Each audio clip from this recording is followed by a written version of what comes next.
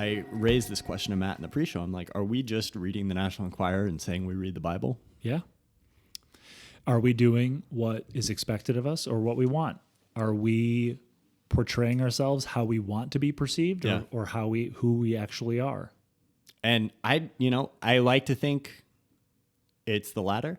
I like to think that it's gray. Yeah. It's always going to vacillate. There's always both sides of it. You're always in certain situations. I mean, there's part of me sometimes that goes, you've got a Back to the Future, Indiana Jones, and Jurassic Park poster in your studio. If you want to be a serious artist wouldn't have this pop culture drivel on their walls. They would have sophisticated books and all this stuff, like you start like thinking like, but this is what I like. This is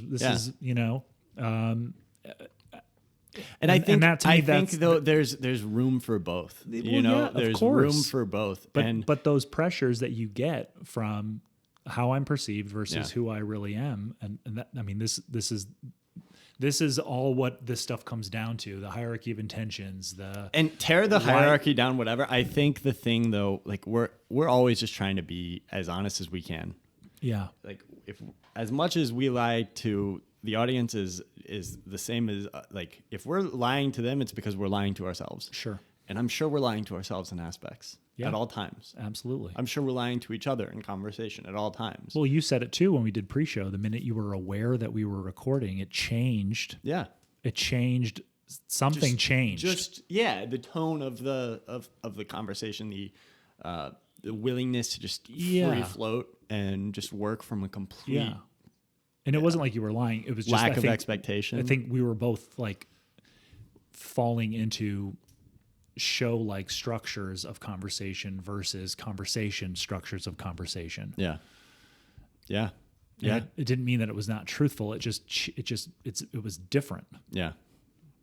But when we were also aware of it, and that awareness was affecting how we pre-show. I think that's constantly what, I mean, most people are like this. It's you say something or do something, then that allows you to be objective about it, and then you gain a new level of awareness.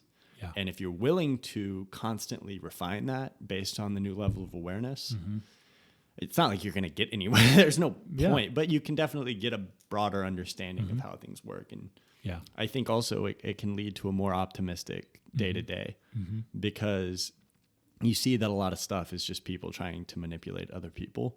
Yep. And that things aren't that different than they've always been. We're just dealing with different mediums and different characters, but the plot is still the 3-act structure. There's just a new twist on it. And I think when you kind of start to see that and see those underlying dynamics at play, and you can get there by reading and by looking into, and like, I'm not saying that we understand these things. We never will. No. And all we can do is strive to understand a little bit more.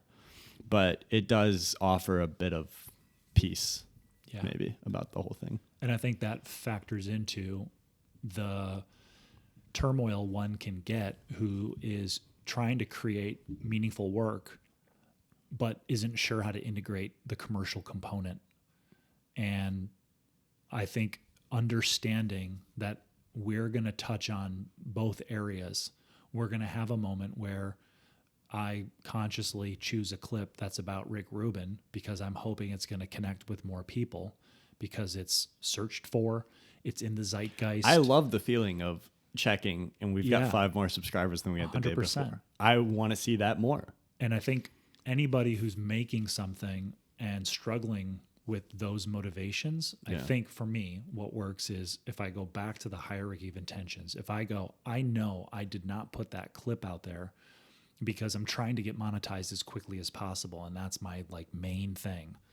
Or I didn't put that clip of something that's kind of potential sponsor related to kind of butter them up for the pitch that I'm crafting right now, so that when we hit 1,000 subscribers, we can start packaging this thing and getting it out there and making money. So when it comes to the commercial component of this, and when that eventually happens, if it does, I'm always going to pass it through that litmus test. Is this something that goes with our values and what our hierarchy of intentions are? And is this stuff already in my diary? You know, whether it's a product I already use and love, or it's something that I'm sent and I give it time and go, I do like this. You know, you got to watch out, because if there's like a carrot in front of you with that, you know, who knows how that's going to inform whether or not you like, I like this enough. I mean, I like it enough. I mean, they're going to pay us some money. Well, yeah, I like it.